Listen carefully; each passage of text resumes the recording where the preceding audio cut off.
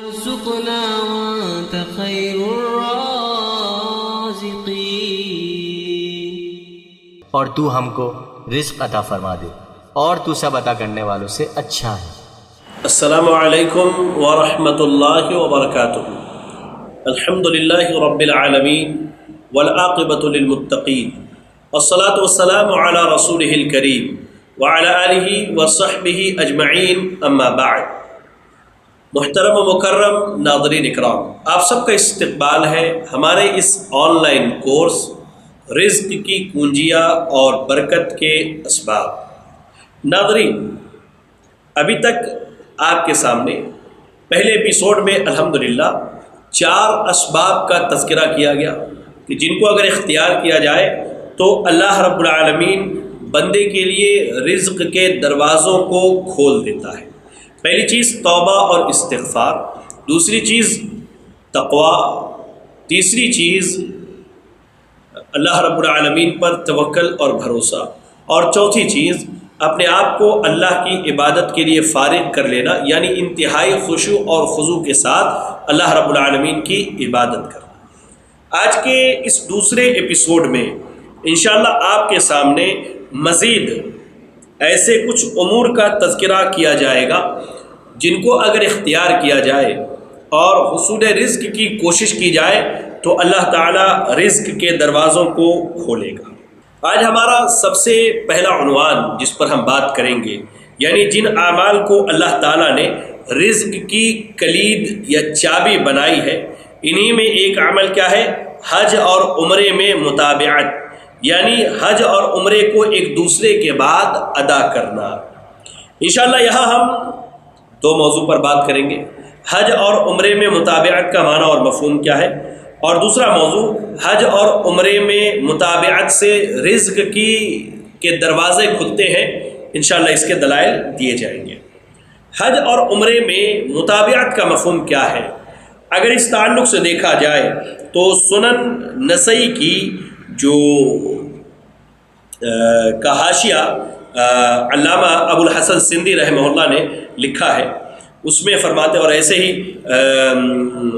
فیض القدیر علامہ مناوی رحمہ اللہ کا ہے، ان کا یہ قول ذکر کیا ہے کہ حج اور عمرے میں متابعت کا مفہوم یہ ہے کہ ایک کو دوسرے کا تابع کرو، یعنی جب حج ادا کر لو تو عمرہ ادا کرو، اور جب عمرے کی ادائیگی سے فارغ ہو جاؤ تو حج کی تیاری کرو، کیونکہ یہ دونوں یکے بعد دیگرے آتے ہیں۔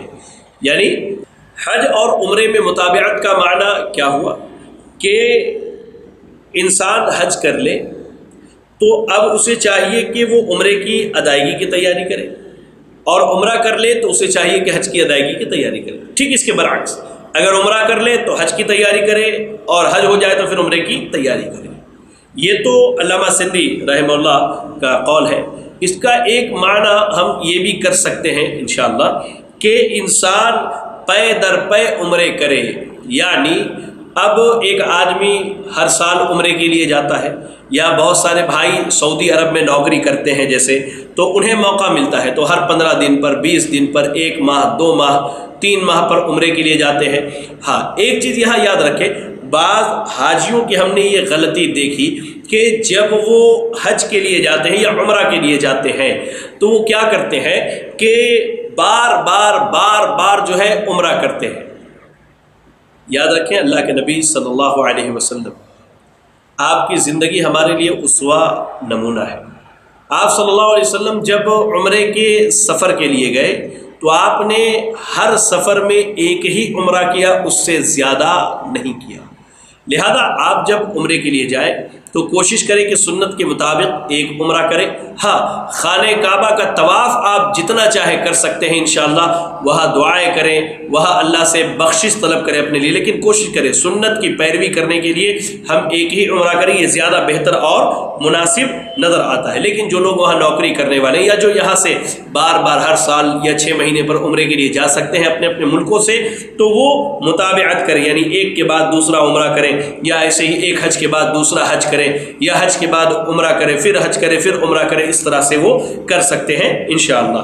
آئیے، حج اور عمرہ میں متابعت، یہ رزق کی کنجیوں میں سے ایک کنجی ہے۔ اس کے دلائل کیا ہے تو میں آپ کو بتلاؤں۔ سب سے پہلی دلیل جسے امام احمد رحمہ اللہ نے، امام ترمذی، امام نسائی، امام ابن خزیمہ اور امام ابن حبان رحمہم اللہ نے عبداللہ ابن مسعود رضی اللہ تعالی عنہ سے نقل کیا ہے کہ اللہ کے نبی صلی اللہ علیہ وسلم نے فرمایا تابعوا بین الحج والعمرۃ فانہما ینفیان الفقر والذنوب کما ینفی الکیرو خبث الحدید والذهب والفضة وليس للحجة المبرورة ثواب الا الجنہ۔ اگر یہ حدیث دیکھنی ہو تو ہم جامع ترمذی میں ابواب الحج کے اندر باب ثواب الحج والعمرہ، حج اور عمرے کے ثواب کے باب میں دیکھ سکتے ہیں انشاءاللہ۔ اور یہ حدیث جو ہے بالکل صحیح سند سے آئی ہے میرے بھائی اور میری بہنوں، یاد رکھیں اس چیز کو۔ تو اللہ کے نبی صلی اللہ علیہ وسلم نے کیا کہا کہ حج اور عمرے کو ایک دوسرے کے بعد ادا کرو، کیونکہ وہ دونوں فقر اور گناہوں کو اس طرح دور کر دیتے ہیں جس طرح بھٹی لوہے، سونے اور چاندی کے میل کچیل کو دور کرتی ہے۔ اور حج مبرور کا ثواب جنت ہے۔ حج مبرور سے مراد کیا ہے؟ وہ حج جو اللہ تعالیٰ اور رسول اللہ صلی اللہ علیہ وسلم کے احکامات کے مطابق ادا کیا جائے۔ تو اگر ایسا حج ہے تو انشاءاللہ اس کا بدلہ کیا ہے؟ جنت ہے۔ ہاں، اب ہم جس مدعے پر بات کرنے والے ہیں وہ یہ ہے کہ اللہ کے نبی صلی اللہ علیہ وسلم نے اپنی امت کو اس بات کی خبر دی کہ کوئی بھی مرد یا عورت حج اور عمرے میں متابعت کرے تو انشاءاللہ انہیں 2 فائدے حاصل ہوں گے۔ پہلا فائدہ کیا ہے کہ غربت و محتاجگی کا خاتمہ ہوگا۔ اب غربت اور محتاجگی کا خاتمہ ہوگا تو اللہ تعالیٰ کیا ہے؟ تونگری عطا کرے گا، رزق میں برکت عطا فرمائے گا، اس کے لیے رزق کے دروازوں کو کھولے گا۔ اور ایسے ہی دوسرا فائدہ کیا ہے اس حدیث کے اندر؟ گناہوں کا مٹ جانا، یعنی انسان اگر حج اور عمرے میں مطابقت کرے تو اللہ تعالیٰ گناہوں کو مٹا دے گا۔ یہاں ایک بات یاد رکھیں کہ اللہ کے نبی صلی اللہ علیہ وسلم اپنے نفس سے کوئی بھی بات نہیں کہا کرتے تھے۔ یہ جو اتنی بڑی خوشخبری سنائی گئی حج و عمرے میں متابعت پر، وہ در حقیقت اللہ تعالیٰ کا فرمان ہی ہے۔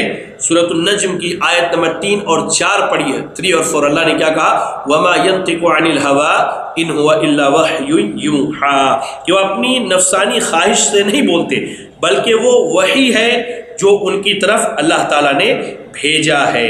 یاد رکھیں یہ جو حدیث میں نے آپ کی طرف سے بیان کی، حضرت عبداللہ ابن مسعود رضی اللہ تعالی عنہ کی روایت، اس پر امام ابن حبان نے کیا عنوان قائم کیا ہے؟ ذرا اس عنوان کو دیکھیں۔ کہتے ہیں کہ ذکر نفی الحج والعمرۃ الذنوب والفقر من المسلم بہما، حج اور عمرے سے مسلمان کے گناہوں اور فقر کو دور کرنے کا ذکر، یعنی حج اور عمرے میں متابعت کی جائے تو آپ فرماتے ہیں کہ آپ نے جو باب قائم کیا وہ کیا ہے؟ اس سے مسلمانوں کے گناہ ختم ہوں گے اور ان کا فقر اور محتاجگی ان کی دور ہو جائے گی۔ اور ایسے ہی علامہ طیبی رحمہ اللہ، اگر ہم فیض القدیر میں دیکھیں تو علامہ طیبی رحمہ اللہ حدیث کا یہ جو جملہ ہے فَإِنَّهُمَا يَنْفِيَانِ الْفَقْرَ وَالذُّنُوبَ کی شرح میں لکھتے ہیں یہ دونوں فقر کو اس طرح دور کرتے ہیں جس طرح صدقہ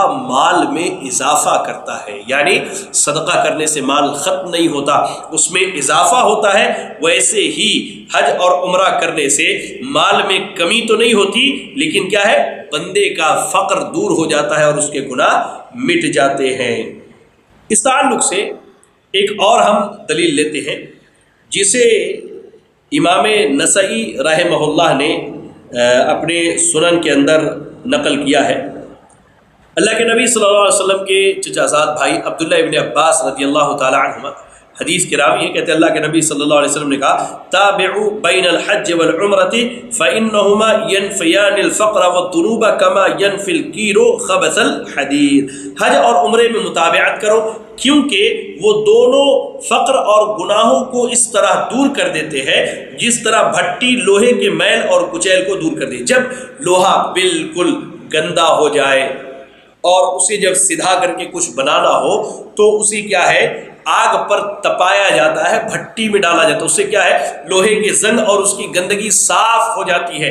ٹھیک ایسے ہی اگر بندہ حج اور عمرے میں متابعت کرے تو اس کے گناہ بھی اس سے صاف ہو جاتے ہیں اور اللہ تعالیٰ اس کی محتاجگی دور کر کے اسے رزق عطا فرماتا ہے۔ لہذا یاد رکھیں کہ اللہ نے اگر دولت دی ہے، اگر ہم چاہتے ہیں کہ ہماری غربت، ہماری محتاجگی دور ہو، اللہ کی طرف سے تونگری اور رزق میں کشادگی آئے اور رزق کے دروازے کھل جائے، تو ہمیں چاہیے کہ ہم حج کریں، عمرہ کریں، حج کریں، عمرہ کریں۔ آئیے اس کے بعد آج کے درس کا دوسرا سبب یا حصول رزق کے اسباب میں ایک اہم سبب یہ ہے کہ انسان صلہ رحمی کرے۔ آئیے اس باب میں ہم چند باتوں پر آپ کے سامنے روشنی ڈالیں گے کہ صلہ رحمی کا مفہوم کیا ہے۔ پہلے ہم یہ جان لیں، عربی زبان میں صلہ رحمی کے لیے صلۃ الرحم کے الفاظ کا استعمال ہوتا ہے، اور الرحم سے مراد کیا ہے؟ رشتہ دار ہے۔ حافظ ابن حجر العسقلانی رحمہ اللہ نے فتح الباری کے اندر صحیح بخاری کی شرح میں ارشاد فرمایا، الرحم جو ہے را کے زبر اور ہا کے زیر کے ساتھ پڑھا جاتا ہے، اور یہ لفظ رشتہ داروں کے لیے استعمال کیا جاتا ہے۔ رشتہ داروں سے مراد وہ لوگ ہیں جن میں باہمی نسبی تعلق ہو، خواہ وہ ایک دوسرے کے وارث یا محرم ہو یا نہ ہو۔ ایسے ہی یاد رکھیں کہ رحم جو ہے کیا ہے؟ اس سے مراد انسان کے نسبی رشتے ہیں، جیسے مثال کے طور پر اس کا بھائی، اس کی بہن اور اس کے چچا، یہ اس کے جو نسبی رشتہ دار، جو اس کے نسب سے رشتہ دار بنتے ہیں، اور اس کے جو سسرالی رشتہ دار ہیں ان کے ساتھ بھی احسان کیا جائے تو یہ کیا ہے؟ صلہ رحمی ہے۔ آئیے صلہ رحمی انسان کے لیے اس کے رزق کے دروازے کو کھولتی ہے۔ اس کے لیے ہم چند دلائل کا مشاہدہ کریں گے اور اس کے بعد ان دلائل پر آپ کے سامنے تھوڑی تفصیل سے روشنی ڈالنے کی کوشش کریں گے۔ امام بخاری رحمہ اللہ نے صحیح بخاری کے اندر حدیث نمبر 5985 کتاب الادب میں فرمایا، ابو ہریرہ رضی اللہ تعالیٰ عنہ سے ایک روایت نقل کی ہے کہ اللہ کے رسول صلی اللہ علیہ وسلم نے فرمایا، من سرہ ان یبسط لہ فی رزقہ وان ینسأ لہ فی اثرہ فلیصل رحمہ۔ آپ کہتے ہیں کہ جو شخص اپنے رزق میں کشادگی اور عمر میں اضافہ پسند کرے وہ صلہ رحمی کرے۔ یہ پہلی دلیل ہے۔ دوسری دلیل صحیح بخاری میں ہی امام بخاری رحمہ اللہ نے حضرت انس بن مالک رضی اللہ تعالی عنہ سے ایک روایت نقل کی ہے، وہ بھی کتاب الادب کی روایت ہے، حدیث نمبر 5986 کہتے ہیں اللہ کے نبی صلی اللہ علیہ وسلم نے کہا، من احب ان یبسط لہ فی رزقہ وان ینسأ لہ فی اثرہ فلیصل رحمہ۔ جو شخص اپنے رزق میں فراخی اور عمر میں اضافہ پسند کرے وہ صلہ رحمی کرے۔ یعنی اگر دیکھا جائے تو ان دونوں حدیثوں میں اللہ کے نبی صلی اللہ علیہ وسلم نے اس بات کی وضاحت کر دی کہ انسان اگر رشتہ داری کو جوڑے تو اسے دو بنیادی فائدے حاصل ہوں گے۔ پہلا فائدہ اور پہلا نتیجہ کیا ہوگا کہ اس کے رزق میں وسعت کی جائے گی، اللہ اس کے لیے رزق کے دروازے کو کھولے گا، اور دوسرا فائدہ کیا ہوگا؟ اس کے عمر میں اضافہ کیا جائے گا۔ آئیے یہاں میں آپ کو ایک بہترین بات کی طرف لے چلوں۔ قرآن مجید میں اللہ تعالیٰ نے کہا فَإِذَا جَاءَ أَجَلُهُمْ لَا يَسْتَأْخِرُونَ سَاعَةً وَلَا يَسْتَقْدِمُونَ، کہ جب ان کا مقررہ وقت آ گیا تو وہ ایک گھڑی نہ پیچھے رہ سکتے ہیں نہ آگے۔ یعنی اس کا معنی کیا ہوا کہ انسان کی عمر جو ہے وہ مقرر ہے، اس کی موت مقرر ہے۔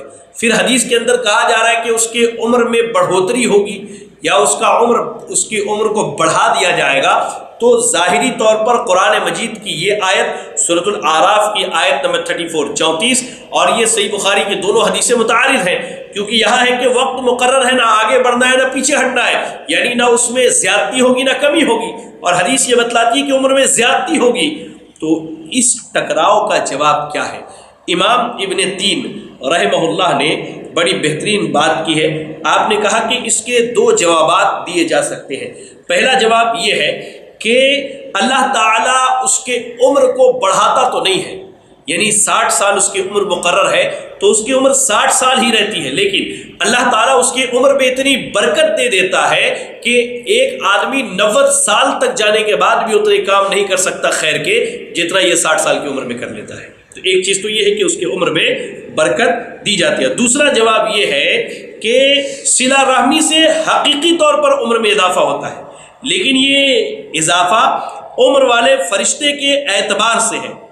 مثال کے طور پر عمر والے فرشتے کے اعتبار سے آیت کریمہ میں عمر میں کمی و بیشی نہ ہونے کا جو ذکر ہے وہ اللہ تعالیٰ کے علم کے اعتبار سے ہے۔ یاد رکھیں، جو عمر میں اضافے کی بات کی گئی ہے وہ عمر لکھنے والے فرشتے کے اعتبار سے ہے، اور جو آیت کریمہ میں کہ کمی بیشی نہیں کی جائے گی وہ اللہ کے علم کے اعتبار سے۔ اس کو آپ ایک مثال کے طور پر سمجھیے کہ اللہ تعالیٰ عمر والے فرشتے کو یہ حکم دے کہ اگر اس نے صلہ رحمی کی تو اس کی عمر 100 سال ہوگی، اور اگر اس نے صلہ رحمی نہیں کی، رشتہ داریوں کو توڑ دیا، تو اس کی عمر کیا ہے؟ 60 سال ہوگی، 60 سال ہوگی۔ اور اللہ تعالیٰ کو اس بات کا پہلے سے علم ہے کہ یہ صلہ رحمی کرے گا یا نہیں کرے گا، صلہ رحمی کرے گا یا نہیں کرے گا، اور عمر کی حقیقی مدت جو اللہ رب العزت کے علم میں ہے اس میں کمی بیشی نہیں ہوتی ہے، اس میں کمی بیشی نہیں ہوتی ہے، لیکن عمر کی اس مدت میں جو فرشتے کے علم میں ہے اس میں کمی بیشی ممکن ہے۔ ٹھیک ہے، تو یاد رکھیے یہ دو جوابات دیے گئے ہیں۔ پہلی چیز کیا ہے کہ وہ جو عمر میں اضافے کی بات کی گئی ہے تو اللہ تعالیٰ اس کی عمر میں برکت عطا فرماتا ہے، جس میں وہ اتنے خیر کے کام کر لیتا ہے کہ ایک بڑی اس سے زیادہ عمر والا آدمی نہیں کر پاتا۔ اور دوسری چیز کیا ہے کہ حقیقی طور پر اضافہ ہے، یعنی حقیقی طور پر اضافہ اس معنی میں ہے کہ عمر لکھنے والے فرشتے کے پاس اضافے کا اضافہ ہوتا ہے یا کمی کی جاتی ہے، اور جو آیت کریمہ میں ہے کہ کمی بیشی نہیں ہوتی وہ اللہ رب العالمین کے علم کے اعتبار سے ہے، یعنی فرشتے کو یہ حکم دیا جاتا ہے کہ اگر اس نے صلہ رحمی کی تو اس کی عمر اتنی لکھنا، اور اگر اس نے صلہ رحمی نہیں کی تو اس کی عمر اتنی لکھنا، اور اللہ کو دونوں چیزیں معلوم ہے کہ یہ صلہ رحمی کرنے والا ہے یا نہیں ہے۔ بہرحال چلے، یہی وجہ ہے کہ پہلی تقدیر کو جو ہے یعنی جس میں بالکل تبدیلی نہیں ہوتی ہے اسے تقدیر قضائے مبرم یا تقدیر کہہ لیجئے کہ مبرم کہا جاتا ہے، اور جو دوسری چیز ہے کہ اگر ایسا کرے تو ایسا ہونا چاہیے وہ تقدیر معلق کے نام سے موصول کیا جاتا ہے۔ میں سمجھتا ہوں آپ ناظرین کو یہ بات سمجھ میں آئی ہوگی۔ چلیے ایک چیز اور ہے اس مسئلے میں، یہاں تو دلائل سے اس بات کا ہمیں علم ہو گیا کہ ہم صلہ رحمی کریں اور ہمیں صلہ رحمی کرنے کا حکم دیا گیا ہے۔ اب صلہ رحمی کس چیز کے ساتھ اور کیسے کی جائے؟ بعض لوگ تو یہ سمجھتے ہیں کہ صلہ رحمی صرف ہم مال اور دولت کے ذریعہ ہی کر سکتے ہیں، نہیں، یہ صلہ رحمی کا آدھا ادھورا فکر ہمارے پاس ہے۔ صلہ رحمی کا دائرہ بہت وسیع ہے، یعنی ہمارے جو رشتہ دار ہیں، ہمارے جو تعلقاتی ہیں، ان تک کوئی بھی خیر پہنچانا اور انہیں شر سے بچا لینا یہ در حقیقت صلہ رحمی ہے۔ یہی بات اگر ہم دیکھیں امام ابن ابی جمرہ رحمہ اللہ نے لکھا ہے کہ صلہ رحمی مال کے ذریعے سے، ضرورت کے وقت تعاون کرنے سے ہے، مصیبت دور کرنے کے لیے کوشش کرنے سے ہے، اور خندہ پیشانی سے مسکرا کر ملاقات کرنے سے ہے، اور ایسے ہی صلہ رحمی دعا کے ذریعے بھی ہوتی ہے۔ یعنی صلہ رحمی کا جامع مفہوم کیا بنتا ہے کہ طاقت بھر خیر پہنچانا اور حتی الامکان سامنے والے سے شر کو دور کرنا۔ امام ابن جمرہ رحمہ اللہ کا، ابن ابی جمرہ رحمہ اللہ کا یہ قول جو ہے ہم تحفۃ الاحوذی میں دیکھ سکتے ہیں، جامع ترمذی کی شرح میں۔ آئیے اب ایک سوال یہ ہے کہ بعض رشتہ دار جو ہے یہ بڑے اللہ تعالیٰ کے نافرمان ہوتے ہیں یا برے لوگ ہوتے ہیں، ان سے صلہ رحمی کی کیفیت کیا ہونی چاہیے؟ بعض لوگ جو ہمارے رشتہ داروں میں اللہ اور اس کے رسول کے نافرمان ہیں اور جن کی زندگی رات و دن اللہ اور اس کے رسول کی نافرمانی میں گزرتی ہے، تو ہم ان سے صلہ رحمی کا مطلب یہ سمجھتے ہیں کہ ان سے تعلقات ہمارے اچھے ہونے چاہیے، ہم ان کے مجلسوں میں بیٹھے، ان کے ہم نوالا ہم پیالہ بن جائے اور ان کی نافرمانیوں اور سیاہ کاریوں کا مشاہدہ کرتے ہوئے اپنی منافقت اور منافقانہ پالیسی کو اختیار کر کے رکھے اور بالکل خاموش رہے۔ نہیں، یہ صلہ رحمی نہیں ہے۔ صلہ رحمی یہ ہے کہ اگر کوئی رشتہ دار جو ہے ہمارا اللہ کا نافرمان ہو جائے، اللہ کے رسول صلی اللہ علیہ وسلم کا نافرمان ہو جائے، تو ہماری ذمہ داری یہ ہے کہ ہم صلہ رحمی کو انجام دیتے ہوئے پہلے اسے سمجھائے، اسے بتلائے اور اسے اس عمل کی خرابی کی سمجھ اس تک پہنچائے اور اس کے سامنے واضح کرے کہ اس کا یہ عمل غلط ہے۔ اگر وہ نہ مانے تو اس سے قطع تعلقی کرنا بھی صلہ رحمی ہے۔ یاد رکھیں آپ اس چیز کو، اس سے قطع تعلقی کرنا بھی صلہ رحمی ہے۔ کیوں؟ کیونکہ ہم اس کے خیر کے طالب ہیں، ہم اس کے لیے خیر خواہ ہیں۔ ایسے ہی یاد رکھیں، دین اسلام نے تو غیر مسلموں کے ساتھ بھی بھلائی اور صلہ رحمی کرنے کا حکم دیا ہے۔ اس کی دلیل کیا ہے؟ صحیح بخاری میں حدیث نمبر 2620 اگر ہم دیکھیں کتاب الہبہ کے اندر، تو اسماء بنت ابی بکر الصدیق رضی اللہ تعالی عنہ، ابو بکر صدیق رضی اللہ تعالی عنہ کی ایک بیوی ابھی ایمان نہیں لائی ہے، حضرت اسماء کی والدہ، وہ اپنی بیٹی حضرت اسماء کے پاس آتی ہے رضی اللہ تعالی عنہ، تو وہ اللہ کے نبی صلی اللہ علیہ وسلم سے کہتی ان امی قدمت وہی راغبہ افاصل امی، قال نعم صلی امکی، میری والدہ آئی ہے اور وہ چاہتی ہے کہ میں ان کے ساتھ صلہ رحمی کروں، کیا میں اپنی ماں کے ساتھ صلہ رحمی کروں؟ آپ صلی اللہ علیہ وسلم نے فرمایا ہاں، آپ اپنی والدہ کے ساتھ صلہ رحمی کیجئے۔ تو یاد رکھیں کہ غیر مسلموں کے ساتھ جو یہاں صلہ رحمی کی بات کی گئی، ابھی ان کی والدہ ایمان نہیں لائی ہے، اس کا ہرگز یہ مطلب نہیں تھا کہ آپ اپنی والدہ کے مجالس میں شرکت کریں، ان کے ہم پیالہ ہم نوالا بن جائیں اور وہ جس شرک پر اور سرکشی پر باقی ہے ہم اس پر ان کی واہواہی کرتے رہیں اور انہیں منع نہ کریں۔ نہیں، اللہ کے نبی صلی اللہ علیہ وسلم نے ایسا نہیں کہا، بلکہ دنیاوی معاملات میں ان کے ساتھ بھلائی کرنا ہے۔ یاد رکھیں، تو ایسے ہی جو رشتہ دار ہمارے اللہ کے نافرمان ہیں، ان کے تعلق سے ہمیں اس بات کو یاد رکھنا چاہیے کہ ان سے قطع تعلقی کرنا بھی صلہ رحمی ہے، ان کی مدد کرنا ہے۔ کیسے؟ آپ دیکھیے اللہ کے نبی صلی اللہ علیہ وسلم کی وہ حدیث جسے امام بخاری رحمہ اللہ نے نقل کیا، حدیث نمبر 6952 6952، اللہ کے نبی صلی اللہ علیہ وسلم نے کہا کہ اپنے بھائی کی مدد کرو چاہے وہ ظالم ہو یا مظلوم ہو۔ تو صحابہ نے کہا اللہ کے رسول جب وہ مظلوم ہو تو اس کی مدد نصرت کیسے کی جائے، یہ بات سمجھ میں آتی ہے، لیکن ظالم ہے تو ہم کیسے مدد کریں؟ تو آپ صلی اللہ علیہ وسلم نے کہا اسے ظلم سے روکو، بلا شبہ یہی اس کی مدد ہے۔ تو اسے ظلم سے روکنا اس کی مدد ہے، تو ایسے شخص کو نافرمانیوں سے روکنا اور دلائل اور حجت کے پہنچانے کے بعد وہ نہ رکے تو اس سے قطع تعلقی کرنا بھی کیا ہے؟ یہ صلہ رحمی ہے، اور علماء نے یہی معنی اور مفہوم اس کا بیان کیا۔ تو یاد رکھیں رزق کے باب میں ایک چیز کیا ہے جو ہمارے لیے رزق کے راستوں کو کھولتی ہے، وہ اپنے رشتہ داروں کے ساتھ صلہ رحمی کرنا، ان سے رشتہ داری اور تعلقات کو جوڑنا، رشتہ داریوں کو کاٹنے اور توڑنے سے بچنا، کیونکہ اگر ہم چاہتے ہیں کہ ہمارے رزق میں برکت دیا جائے اور ہمارے عمر میں برکت اور اضافہ ہو تو ہمیں چاہیے کہ ہم رشتہ داریوں کو جوڑتے رہیں، نہ کہ رشتہ داریوں کو توڑتے رہیں۔ آئیے تیسری بات جو آج کے درس میں آپ کے سامنے بیان کی جائے گی یا ہمارے آج کے اس ایپیسوڈ میں، وہ یہ ہے کہ اللہ کی راہ میں خرچ کرنا۔ اللہ رب العالمین نے جو ہمیں حلال مال دیا ہے، میں حلال مال کی قید اس لیے لگا رہا ہوں کہ ہم حرام کا مال ہمالیہ پہاڑ کے برابر بھی خرچ کر لیں تو اس کا ایک ذرہ بھی اللہ کی راہ میں قبول ہونے والا نہیں ہے۔ یاد رکھیں، تو اللہ تعالیٰ نے ہمیں جو حلال مال دیا ہے، اس حلال مال کو اللہ رب العالمین کی راہ میں خرچ کرنا یہ در حقیقت اللہ سے اپنے لیے رزق کے دروازے کو کھولنے کے متبادل ہے۔ آئیے اللہ کی راہ میں خرچ کرنے کا مفہوم کیا ہے؟ قرآن مجید میں اللہ نے فرمایا وَمَا أَنفَقْتُم مِّن شَيْءٍ فَهُوَ يُخْلِفُهُ۔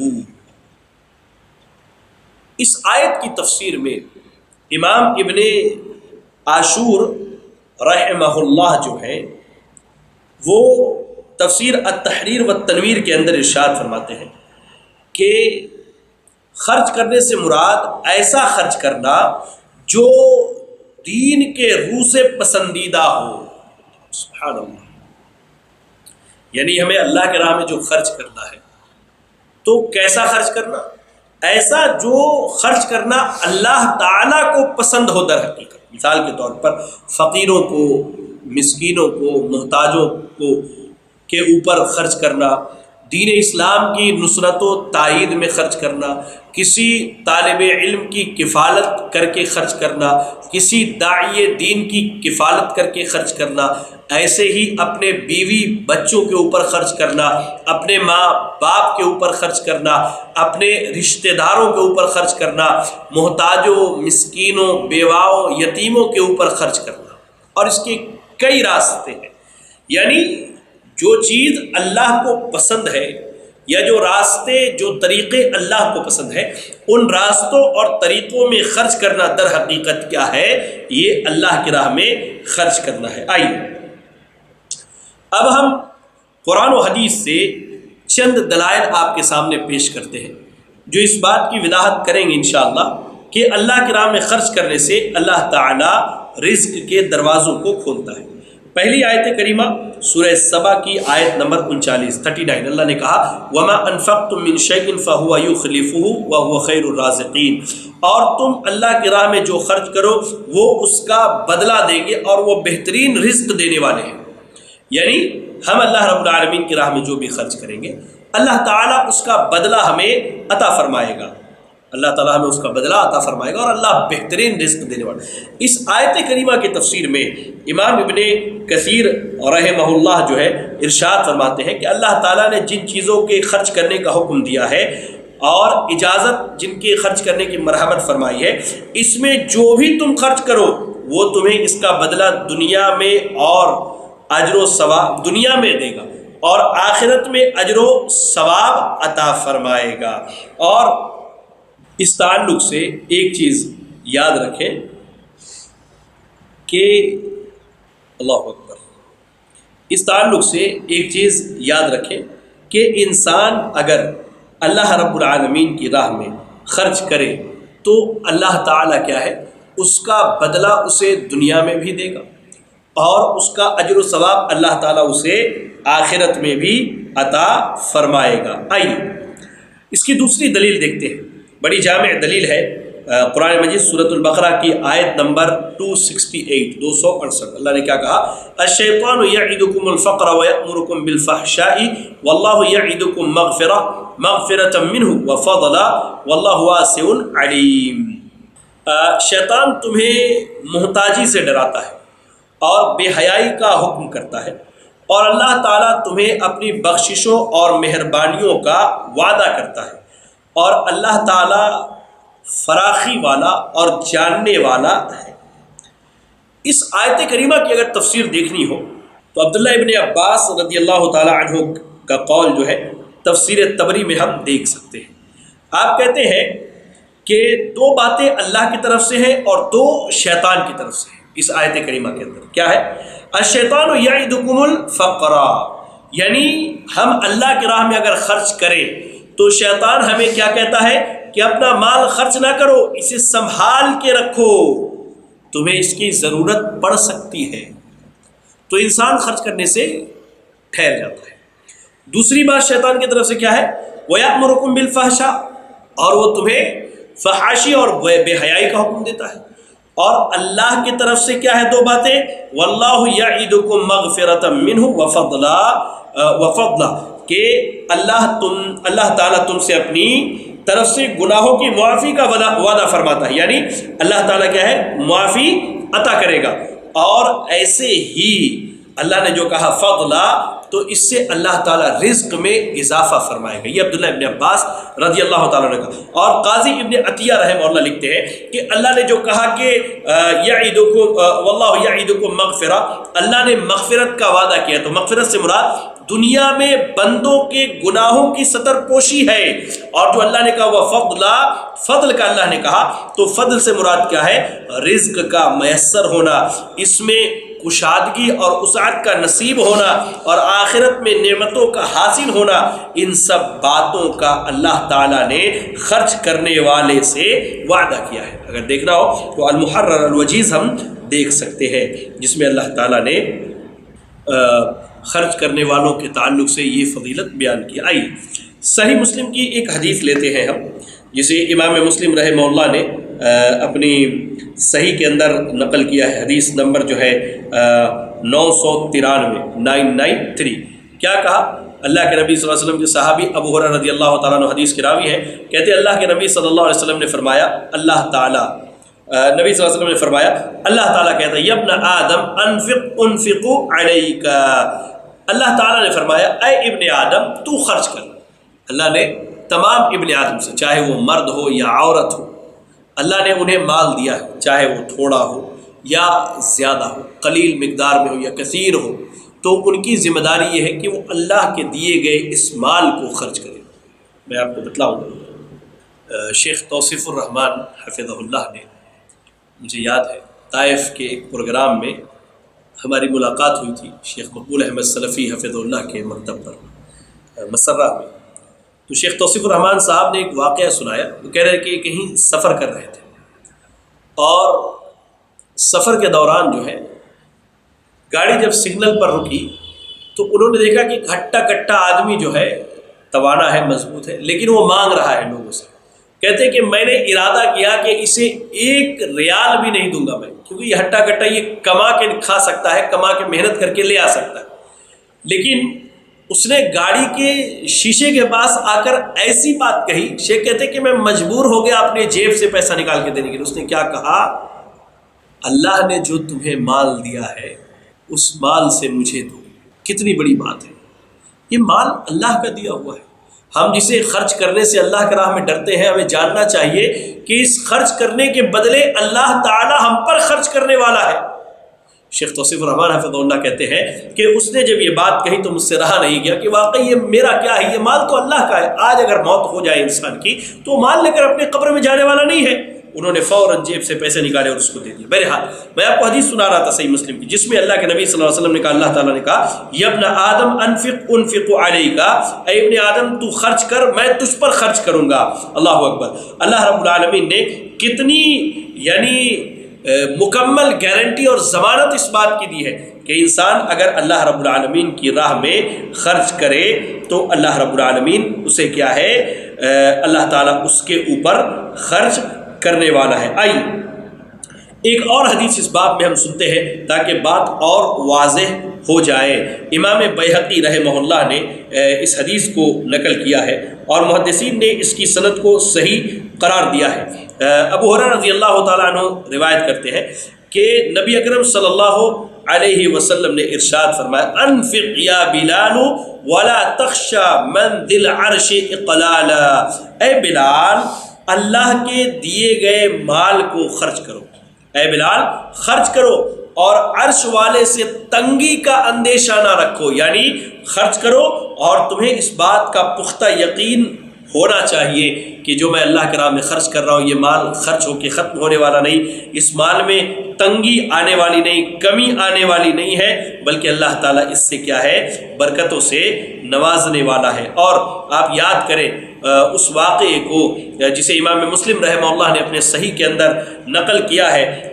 صحیح مسلم میں حدیث نمبر جو ہے 2984 ہم دیکھ سکتے ہیں، 2984 2984 کہ پچھلے زمانے میں ایک آدمی نے سنا کہ آسمان سے آواز آئی، بادلوں کو یہ حکم دیا گیا کہ فلاں کے کھیت میں جا کر کے تم برس جاؤ، تو وہ آدمی بادلوں کے پیچھے بھاگتے بھاگتے گیا، بادل ایک جگہ پہاڑ پر برسے اور پرنالے سے پانی ہوتا ہوا ایک آدمی کے بغیچے میں گیا، یہ آدمی وہاں پہنچتا ہے، دیکھتا ہے کدال لے کر ایک آدمی پانی کے لیے راستے بنا رہا، اس سے پوچھتا ہے تمہارا نام کیا ہے؟ کہ تو اپنا نام بتاتا، کہتا میں نے یہ نام بادلوں میں اس نام کو سنا ہے، اور تم کیا ایسا عمل کرتے ہو کہ جس کی وجہ سے تمہارے لیے اللہ نے خاص بارش برسائی؟ تو وہ کیا کہتا ہے کہ میں اللہ اکبر اپنے مال کو جو ہے 3 حصوں میں بانٹتا ہوں، ایک حصہ مسکینوں کو، محتاجوں کو، فقیروں کو کھلا دیتا ہوں، ان کے اوپر خرچ کر دیتا ہوں، یار ان کے اوپر خرچ کر۔ آج ہمارے پاس اموال کے انبار لگے ہیں، اموال کے انبار لگے، لیکن اللہ کے راہ میں خرچ کرنے کی توفیق نہیں ہوتی۔ اللہ ہم سب کو اس کی توفیق دے۔ وہ کہتا ہے دوسرا حصہ، 1/3 حصہ اپنے بیوی بال بچوں کے لیے، اپنے خاندان والوں کے لیے رکھتا ہوں کھانے پینے کے لیے، اور 1/3 حصہ جو ہے اس کو فروخت کرنے کے بعد جو پیسہ یا جو چیزیں آتی ہے اس کے ذریعہ اس زمین کی میں سینچائی کرتا ہوں اور اپنے کاروبار کو مزید بڑھانے کی کوشش کرتا ہوں۔ تو اللہ کے راہ میں خرچ کرنے سے اللہ تعالیٰ مزید عطا کرتا ہے۔ آئیے ایک اور معاملہ یا رزق کے اسباب میں سے ایک سبب یہ ہے کہ جو لوگ اپنے آپ کو شرعی علم کے حصول کے لیے وقف کر دے تو اللہ تعالیٰ ان کے اوپر خرچ کرتا ہے۔ یاد رکھیں، کوئی بھی آدمی اپنے آپ کو اس بات کے لیے وقف کر دے کہ میں اللہ رب العالمین کے اللہ رب العالمین کی دین کا علم سیکھوں گا اور اللہ تعالیٰ کے دین کے علم کو سیکھنے کے بعد لوگوں تک پہنچاؤں گا، لوگوں میں عام کروں گا، تو انشاءاللہ اللہ تعالیٰ ایسے شخص پر جو ہے اپنے رزق کے دروازوں کو کھول دیتا ہے، رزق کی کنجی اللہ تعالیٰ اسے عطا فرماتا ہے۔ جامع ترمذی اور مسند امام حاکم کی یہ روایت ہے، اور جامع ترمذی میں اگر دیکھنا چاہے تو حدیث نمبر 2448 2448 اور علامہ البانی رحمہ اللہ نے اس حدیث کو صحیح قرار دیا، امام ذہبی رحمہ اللہ نے اس حدیث کو صحیح قرار دیا ہے۔ تو حدیث کیا ہے؟ حضرت انس بن مالک رضی اللہ تعالیٰ عنہ حدیث کے راوی کہتے ہیں اللہ کے نبی صلی اللہ علیہ وسلم کے زمانے میں 2 بھائی تھے، فکان احدهما یأتی النبی صلی اللہ علیہ وسلم والآخر یحترف، فشکل المحترف اخاہ الی النبی فقال لعلک ترزق به۔ اللہ کے نبی صلی اللہ علیہ وسلم کے زمانے میں 2 بھائی تھے، دونوں میں سے ایک آدمی نبی صلی اللہ علیہ وسلم کے مجلس میں چلا آتا، کس لیے؟ حصول علم کے لیے، نبی کے پاس بیٹھتا، آپ کی باتوں کو سنتا اور آپ کی باتوں کو سننے کے بعد یاد کر لیتا، اپنے بھائی تک اور دوسروں تک پہنچایا کرتا تھا۔ اور دوسرا بھائی جو ہے وہ کام کاج میں لگا رہتا، معاش کی تلاش میں نکلتا، کوشش کرتا اور وہ کما کے لاتا۔ اس بھائی کو یہ چیز بری لگی کہ میں محنت اور مشقت کرتا ہوں اور میرا بھائی جو ہے بیٹھا رہتا ہے، حالانکہ جو بھائی بیٹھا ہوا ہے وہ بیٹھا ہوا نہیں ہے، وہ بہت عظیم کام انجام دے رہا ہے۔ وہ کیا ہے؟ اللہ کے نبی صلی اللہ علیہ وسلم کے مجالس میں آ کر کے دین کا علم حاصل کر رہا۔ تو اس کام کرنے والے بھائی نے اپنے اس بھائی کی شکایت کی جو کام نہیں کرتا تھا کہ اللہ کے رسول صلی اللہ علیہ وسلم میں محنت مشقت کر کے آتا ہوں، میرا بھائی گھر پر بیٹھا رہتا ہے، تو اس کے بارے میں آپ کی کیا رائے ہے؟ تو اللہ کے نبی صلی اللہ علیہ وسلم نے کہا کہ شاید تمہیں رزق اسی کی وجہ سے دیا جا رہا ہے، شاید تمہیں رزق جو ہے اسی کی وجہ سے دیا جا رہا ہے۔ یار اس حدیث کی اگر شرح دیکھی جائے تو اس حدیث کی شرح میں جو ہے میں آپ کو 2 قول سناتا ہوں۔ ایک قول ملا علی قاری رحمہ اللہ کا ہے کہ اللہ کے نبی صلی اللہ علیہ وسلم نے جو کہا لعلک ترزق به، کہ شاید تمہیں رزق اسی کی وجہ سے دیا جا رہا ہے، تو کہتے ہیں کہ مجھے امید ہے یا اندیشہ ہے کہ تجھے رزق ملنے کا سبب تیری ہنرمندی یا کارگری نہیں، بلکہ تجھے اپنے طلب علم میں مشغول بھائی کی برکت کی وجہ سے رزق مل رہا ہے، لہٰذا تم اس کے اوپر خرچ کر کے احسان نہ جتلاؤ۔ یعنی اللہ کے نبی صلی اللہ علیہ وسلم نے یہ بات کہ لعلک ترزق به، اس کا معنی یہ بنتا ہے کہ تمہیں جو رزق دیا جا رہا ہے اس میں تمہاری ہنرمندی کا کوئی کمال نہیں ہے، بلکہ تمہارے بھائی کے طلب علم کی کوشش میں لگے رہنے کی وجہ سے اللہ تمہیں رزق دے رہا ہے، اور اس کا تم احسان اس کے اوپر نہ جتلاؤ۔ اور امام طیبی رحمہ اللہ اس تعلق تعلق سے ارشاد فرماتے ہیں کہ اللہ کے نبی صلی اللہ علیہ وسلم کے قول میں لعلک میں وارد شدہ لعلہ کے بارے میں دو احتمال ہیں. بہرحال دو احتمال ہیں. آپ کہتے ہیں پہلا احتمال یہ ہے کہ اس کا تعلق اگر رسول اللہ صلی اللہ علیہ وسلم سے ہے تو یہ قطعیت اور ڈانٹ اور سرزنش پر دلالت کرتا ہے، جس طرح ایک دوسری حدیث میں ہے فَهَلْ تُرْزَقُونَ إِلَّا بِضُعَفَائِكُمْ، تمہیں فقط رزق تمہارے کمزور لوگوں کی وجہ سے دیا جا رہا ہے. اور کہتے ہیں دوسرا احتمال یہ ہے کہ اگر اس کا تعلق مخاطب سے ہے تاکہ اسے غور و فکر کی ترغیب دے کر عدل و انصاف پر آمادہ کیا جائے، یعنی اس کے بھائی اگر جو لعلہ کا لفظ وارد ہوا ہے اس کے بارے میں کیا دو احتمال ہے. پہلا احتمال کیا ہے کہ اگر یہ اس کا تعلق نبی صلی اللہ علیہ وسلم سے ہے تو یہ ڈانٹ ڈپٹ کی مانی، یعنی اللہ کے نبی نے اسے ڈانٹ ڈپٹ کی کہ تمہارے بھائی کی وجہ سے تمہیں رزق دیا جا رہا ہے، یہ ایک معنی یہ بنتا ہے.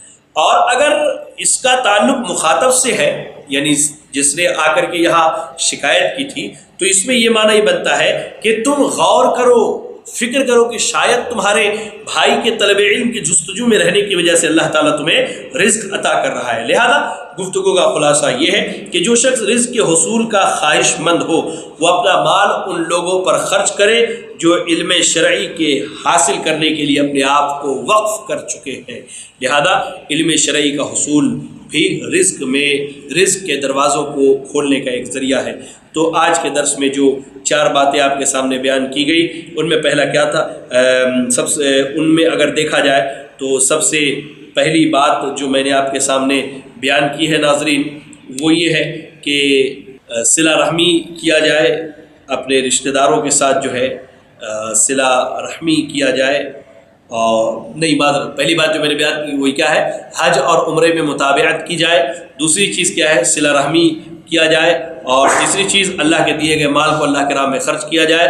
اور چوتھی چیز اپنے آپ کو حصول علم کے لیے فارغ کیا جائے. انشاءاللہ حصول علم ایک ذریعہ ہے رزق کے دروازوں کے کھولے جانے کا. اللہ سے دعا کریں کہ اللہ رب العالمین کہی گئی باتوں پر سب سے پہلے کہنے والے کو، اس کے بعد آپ تمام ناظرین اور سامعین کو عمل کرنے کی توفیق عطا فرمائے. آمین وآخر دعوانا الحمدللہ رب العالمین. جزاکم اللہ خیرا. السلام علیکم ورحمۃ اللہ وبرکاتہ.